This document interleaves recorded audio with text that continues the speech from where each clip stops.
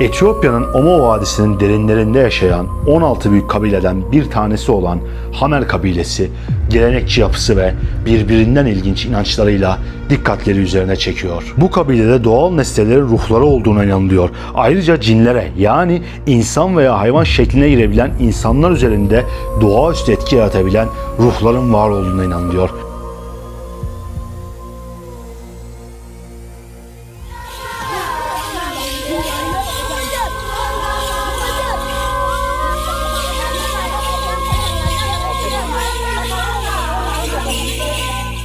Ancak tüm bunların yanı sıra Hamer kabilesinde yüzlerce yıldır devam eden öyle bir gelenek var ki halen daha insanı şaşırtmaya devam ediyor. Hamer kabilesi oğlan çocukları erkekliğe geçtiklerini ispatlamak için belli bir yaşa geldikten sonra boğaların üzerinden atlamak zorundalar ve bu törenin sonucuna göre artık toplumda bir erkek olarak kabul ediliyorlar ve evlenmeye hak kazanıyorlar. Bu tören esnasında kadınlar erkeğe olan sadakatini ispatlamak amacıyla ve erkeklerin bu cesaret dolu yürüyüşüne katılmak, ortak olmak amacıyla kendilerini kırbaçlatıyorlar.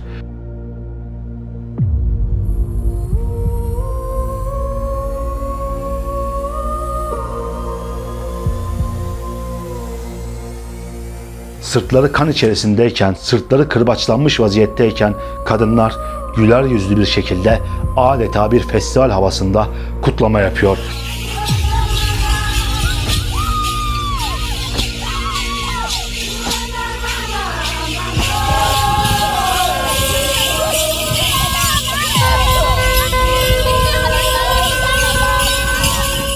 Birbirinden ilginç manzaralarıyla Hamer kabilesi erkekliğe geçiş töreni bu videoda sizlerle olacak. Geçen videoda ziyaret ettiğimiz Hamer köyünün ardından bu videoda Hamer kabilesinin en kadim töreni olan erkekliğe geçiş törenine de birlikte tanıklık edeceğiz.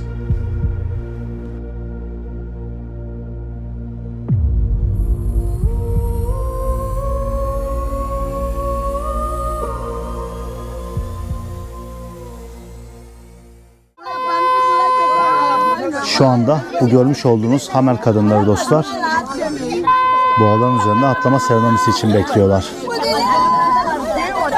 Bu görmüş olduğunuz kadınların hepsi dostlar birazdan kırbaçlanacaklar. Aslında boğaların üzerinde atlama seremonisi de değil, burada kırbaçlanmak için bekliyor bu kadınlar. Anlattığım gibi bu seremoninin onların ileride yaşayacakları acılara bir hazırlık olduğuna inanıyorlar ve burada bu şekilde bekliyorlar şu anda. Yaklaşık bir saat içerisinde herhalde seremoni başlayacak.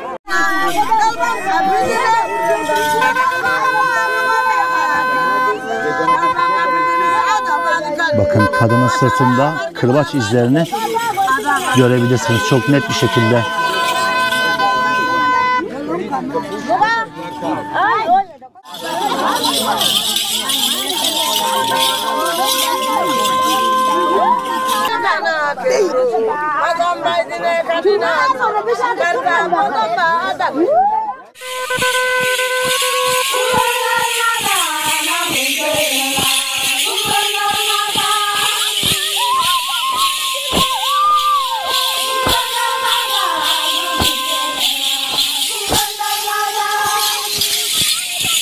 Bakın kızların arkasındaki o kırbaç izlerini görebilirsiniz. Bu kızlar yalnızca 11-12 yaşlarındalar. Çok küçükler. Ancak sırtlarında o kırbaç izleri var.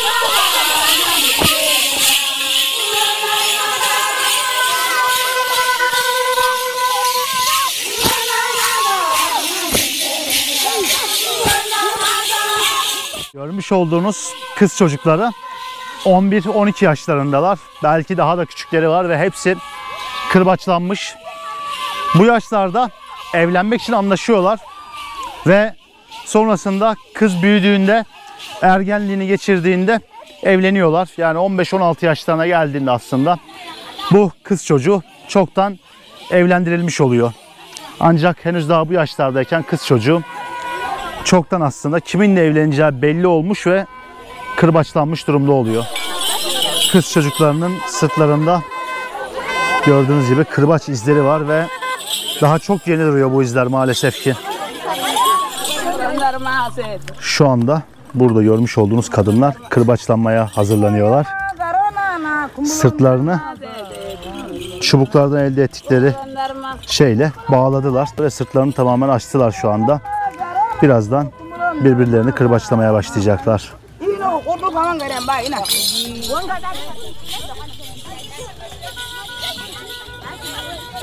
Onlar için bu seremomi çok büyük bir kutlama aslında. Bununla gurur duyuyorlar ve gördüğünüz gibi 7'den 70'e herkes burada bu serenomiyi kutluyor. Selam no.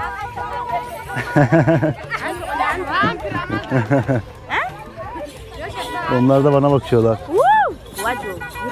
Bull jumping.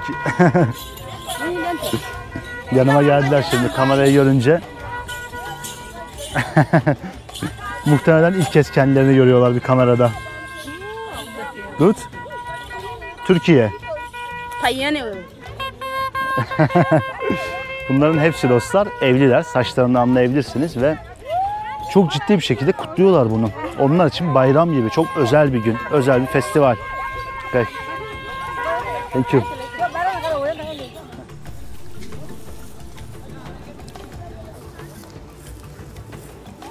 Bakın burada dostlar bir içecek kaynatıyorlar.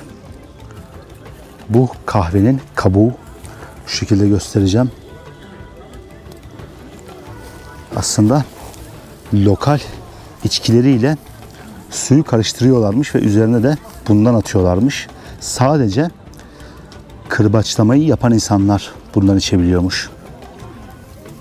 İlginç bir içecek bu şekilde.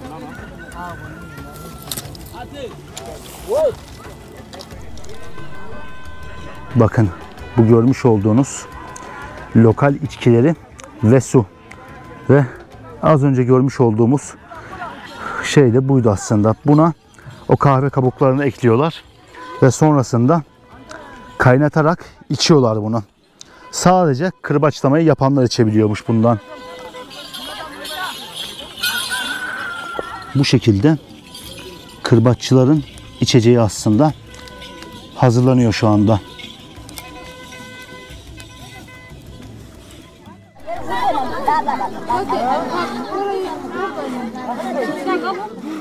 Burada galiba fasulye tanelerini ayıklıyorlar. Şu bakın inek derisinden yine.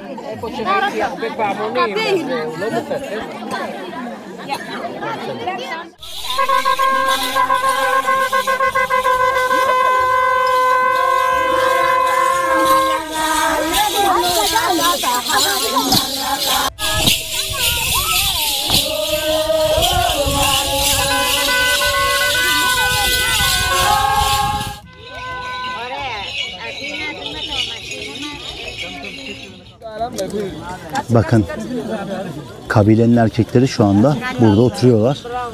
Bazılarının ellerinde büyük silahlar var yine. AK-47'lerle bekliyorlar burada bakın. Bir tanesi burada, bir diğeri hemen sol tarafında ve bir diğeri de elinde silahla geliyor şu anda.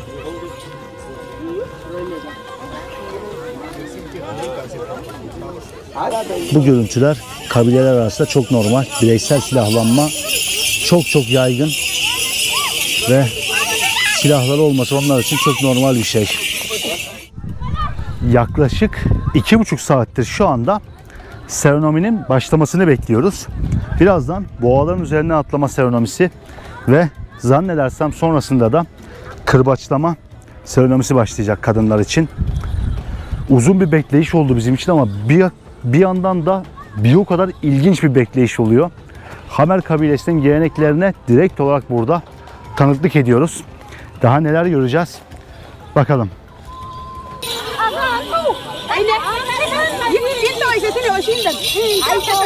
Şu anda kadınları kırbaçlamaya başladılar. Gördüğünüz gibi.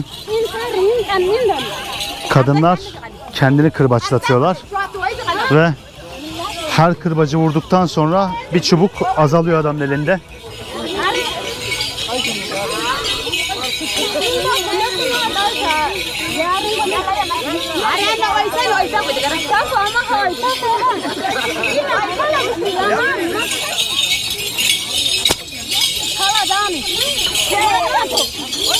Kadın yalvarıyor kendini kırbaçlatmak için şu anda. Çok acayip bir görüntü var. Kendini kırbaçlatmak için adeta yalvarıyorlar. Şu sırtlara bakın. Bildiğiniz kanıyor. Kanlar içerisinde sırtları şu anda. Hayatımda böyle bir şey görmedim. Gerçekten çok ilginç. Kadınlar adeta kendini kırbaçlatmak için yalvarıyorlar. Ellerindeki şeyi üflüyorlar ve sonrasında erkek onları kırbaçlıyor sırayla. Ama çok ilginç bir görüntü var. Yani sırtları kan içerisinde yürüyorlar burada. Hiç beklemediğimiz bir anda başladı kırbaçlama olayı. Bayağı farklı bir olay.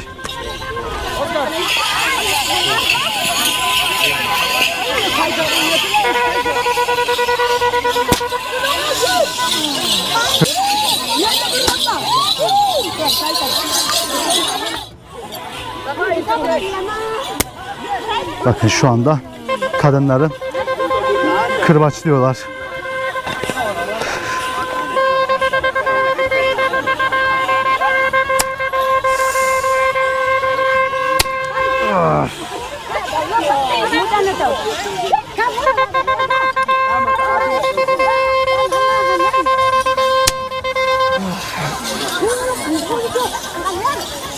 Sırtını görüyor musunuz?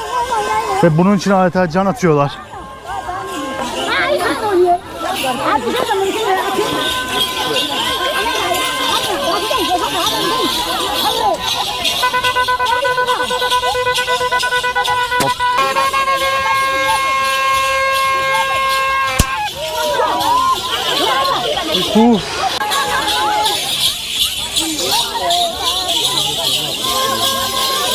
Abi bu olay çok farklı bir şey ya, bak. Ve vücutlarının her yerine vuruyorlar. Sadece sırtına değil. Bak kadın yalvarıyor resmen. Bak.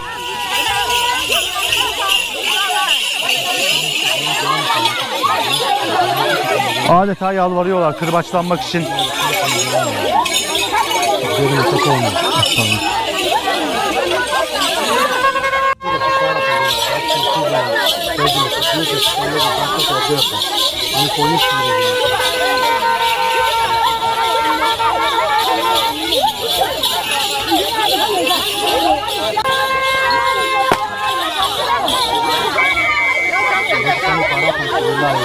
Kırbaçlandıktan sonra hepsinin çok mutlu bir yüz ifadesi var. Çok ilginç bir durum gerçekten. Bakın birbirlerini itiyorlar.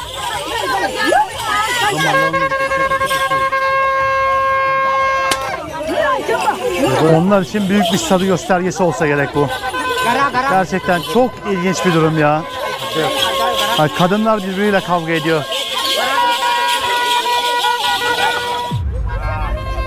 Hamer kadınlarının kendini kırbaçlatması oldukça uzun bir süre boyunca devam etti. Bu süre boyunca kendilerini kırbaçlatabilmek için birbirleriyle kavga edenler dahi oldu. Hamer kadınları bunu çok büyük bir statü göstergesi olarak görüyor ve vücutlarının neredeyse her yerini büyük bir zevkle kırbaçlatıyorlar ve bu kırbaçlanmanın ardından çok büyük bir kutlama eşliğinde kırbaçlanmalarını kutluyorlar ve bununla gurur duyuyorlar.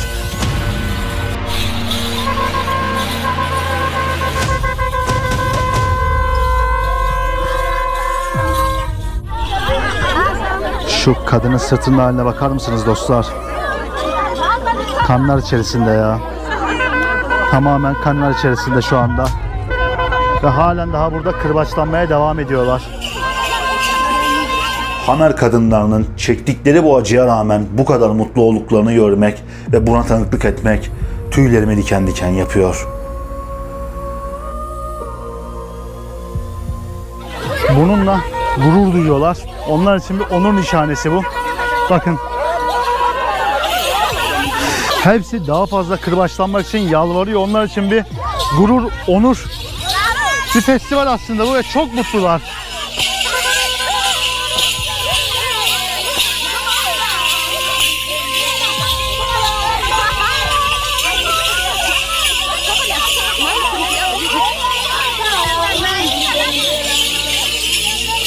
Ne kadar çok kırbaçlarlarsa o kadar mutlu oluyorlar. İnanılmaz derecede ilginç bir gelenek.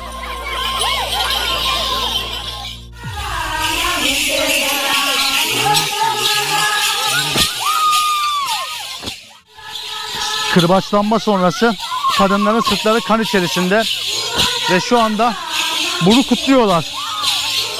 Çok büyük bir kutlama var aslında.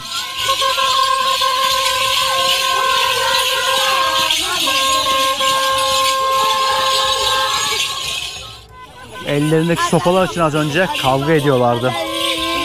Hepsinin sırtları kan içerisinde şu anda ve halen daha kadınlar ellerindeki sopaları birbirinden almak için, daha fazla kırbaçlanmak için birbirleriyle kavga ediyorlar.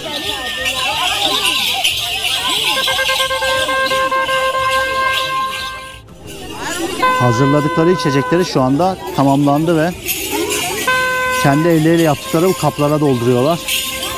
Sırayla bunu içecekler şimdi. Boğaların üzerinden ya da ineklerin üzerinden atlama seremonisi buraya 4 kilometre bir yerde gerçekleşiyormuş dostlar. Ve şu anda tekrardan yola koyulacağız. Buradaki tüm insanlar o noktaya yürüyerek gidiyorlarmış buradan hep birlikte. Biz motosikletle tekrardan gelmiş olduğumuz toprak yoldan ilerleyeceğiz bunun yapıldığı noktaya doğru. Tekrardan motorumuza atladık şimdi dostlar. Toprak yollardan ağır ağır ilerliyoruz. 4 kilometre boyunca bu şekilde gideceğiz. Gün batımı eşliğinde aslında boğaların üzerinden atlamaya başlayacaklar.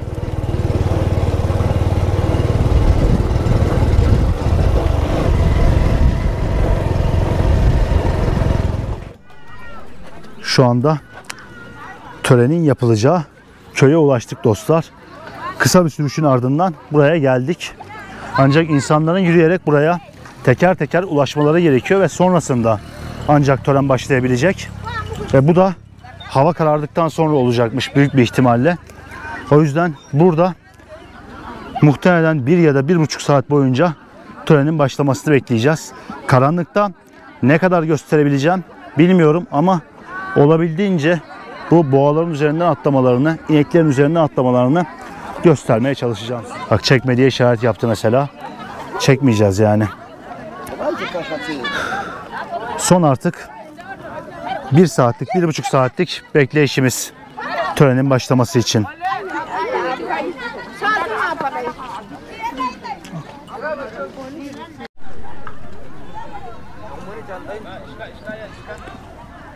İnanılmaz bir sessizlik var şu anda. Herkes gruplar halinde toplanmış ve törenin başlamasını bekliyor.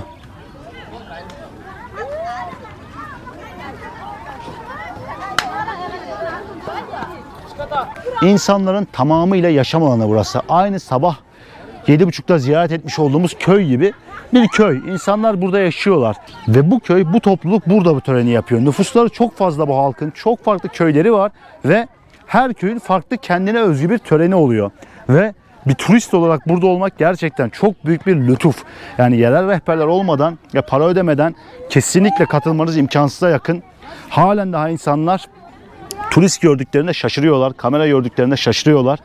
Çünkü insanlar alışık değil buna. Her ne kadar turistler gelmeye başlamış olsa da, her ne kadar turistler olsa da insanlar buna çok da alışık değiller ve çok da bundan hoşlandıkları söylenemez. İnanılmaz yerel ve yüzlerce yıldır devam eden bir şeye şahitlik yapıyoruz şu anda. Bir geleneğe şahitlik yapıyoruz. Tüm bunlar aslında birisi evlendiği için dostlar. Hayal edebiliyor musunuz? Ülkemizde evlenen birisi olduğunda dans edilir, takı takılır. Burada da dans ediyorlar ama dans ettiklerinin yanında kırbaçlanıyorlar. İneklerin üzerinden atlıyorlar, boğaların üzerinden atlıyorlar. Çok farklı gelenek ve görenekler var dünyanın dört bir yanında. Ve bunlara tanıklık etmek gerçekten mükemmel. Bu arada bunlardan bahsediyorken videoyu beğenmeyi de unutmayalım dostlar. Sizin beğenileriniz, sizin bu kanala abone olmanız, sizin destekleriniz benim bunları yapabilmemi sağlıyor. Benim bunları size gösterebilmemi sağlıyor. Tamamen sizler sayesinde buralara gelebiliyorum ve sizler sayesinde bunları size gösterebiliyorum. Dünyanın öbür ucunda bir kabilenin nasıl düğününü kutladığını görüyoruz aslında şu anda. Tabii şu an inanılmaz sessiz bir noktadayız ama ileride halen daha dans etmeye devam eden kadınlar var. Kilometrelerce yürüyerek bu noktaya ulaşıyorlar. Sırf bu kutlama için. Onlar için önemi çok çok büyük bu festivalin. Çok çok büyük bir törenin.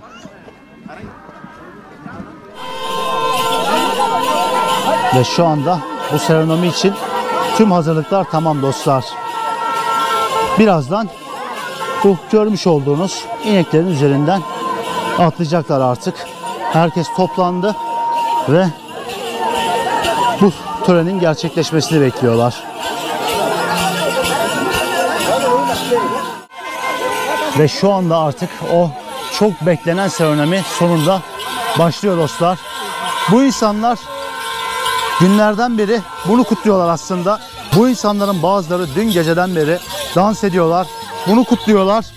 Sonunda artık evlilik töreninin en önemli adımı olan boğaların üzerine atlama seremonisi başlıyor. Atlayacak olan arkadaş tamamen çırılçıplak şu anda. Boğalar dizilecek ve ardından üzerlerinden atlamaya başlayacak. Defalarca kez bunu yapması gerekiyor. Eğer ki düşerse bu çok utanç verici bir durum onlar için. O yüzden kesinlikle yere düşmemesi gerekiyor bu seremoni esnasında.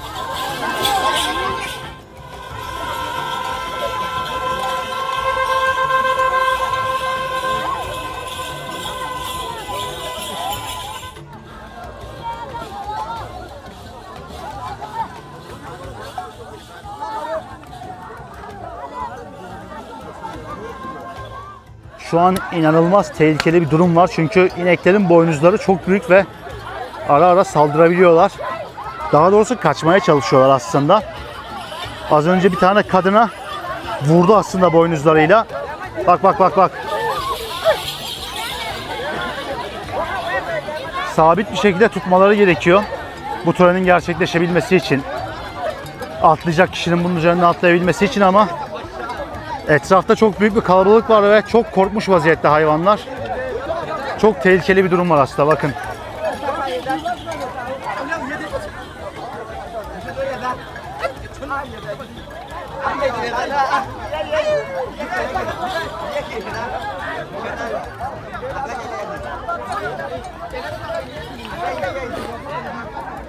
Çok ciddi mücadele veriyorlar şu anda bu hayvanları sabit bir şekilde tutabilmek için. Sabitledikleri ineklerin sayısı dostlar 8 ila 12 arası değişiyormuş. Atlayacak kişiye göre bu sayı değişiklik gösteriyormuş derken az kalsın gidiyorduk. Çok ciddi bir kalabalık var ya şu anda. Bütün yerel halk ve turistler toplandı. Herkes bunu bekliyor. Artık neredeyse hazırlıkları tamamladılar. 8 ila 12 arası ineğin üzerinden atlayabiliyorlarmış bu törende. Aslında kişiye göre değişiklik gösteriyormuş. Kişi çok iyi atlayabildiğini söylerse sayı 12'ye kadar çıkabiliyor. En az da 7-8 oluyormuş. Tehlikeliler. Hava artık neredeyse tamamen karardı. Törenin başlamasını bekliyoruz. Şu anda artık tüm hazırlıkları tamamladılar dostlar. Atlayışın gerçekleşmesini bekliyoruz tam anlamıyla. Etrafa iyice karanlık çökmeye başladı ve artık ergenlikten erkekliğe geçen arkadaş bunu ispatlamak için, erkekliğe geçtiğini ispatlamak için atlayacak.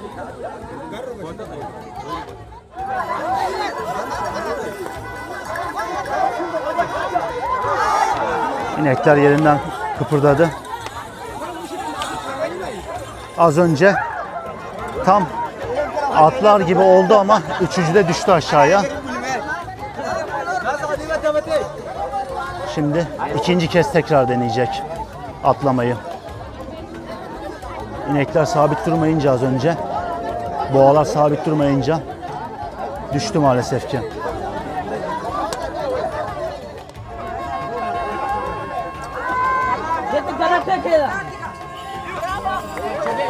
İlk atlayışı şu anda gerçekleştirdi dostlar.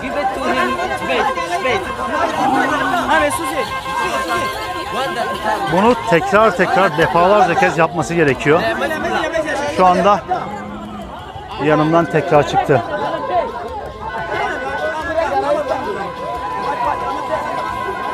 İnekleri sabitlediler. Üçüncü kez bunu yapacak şu anda. Şu anda sayı oldukça düştü. Arttırmaya çalışıyorlar.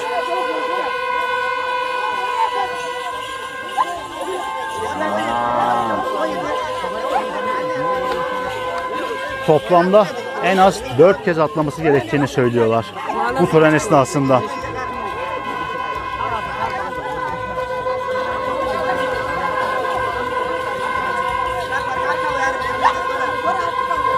Şu an hemen yanımdan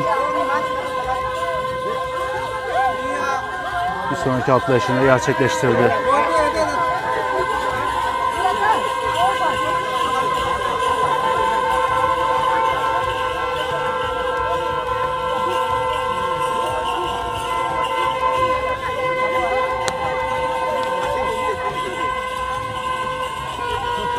Tamamen çırılçıplak vaziyette gördüğünüz gibi defalarca kez bu ineklerin üzerinden atlıyor. Erkekliğe geçişini ispatlamak için, evlenmek için bunu yapmak zorunda.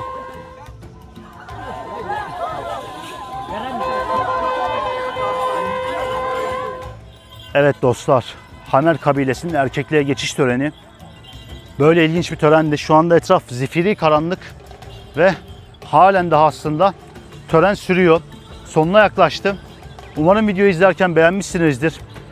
Ben hayatımda böyle bir şey görmedim açıkçası. Kadınların kendini kırbaçlattığı, kırbaçlatmak için birbiriyle kavga ettiği, erkeklerin ineklerin üzerinden, boğaların üzerinden atladığı çok enteresan bir deneyim, çok enteresan bir seremoniydi. Şimdi artık karanlıkta kaldığımız bölgeye 40-50 kilometre yol yapacağız. Gerçekten çok ciddi bir emek verdim bu videoya.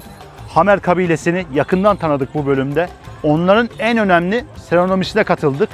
Bu törenden başarıyla çıkan arkadaş, boğaların üzerinden başarıyla atlayan arkadaş bu törenin sonrasında ailesi tarafından ona takdim edilmiş 12-13 yaşlarındaki eşini kabul etmek zorunda kalacak. İlk eşlerini kendileri seçemiyorlar. Ancak ilk eşlerinden sonra ailelerinin seçtiği eşten sonra üçüncüyü, dördüncüyü kendileri seçebiliyorlar. 3, 4, 5'e kadar evlenebiliyorlar. Çok ilginç bir kabile Hamer kabilesi. Etiyopya'daki, hatta belki de dünyadaki en ilginç kabilelerden, yüzlerce yıldır geleneklerini sürdüren kabilelerden bir tanesi. Umarım videoyu izlerken keyif almışsınızdır. Karanlıkta kaldıysam kusura bakmayın. Burada şartlar bu. Kabile şartları bunu gerektiriyor. Bir sonraki videoda görüşmek üzere. Desteklerinizi lütfen esirgemeyin. Videoyu beğenmeyi ve paylaşmayı unutmayalım. Görüşürüz dostlar.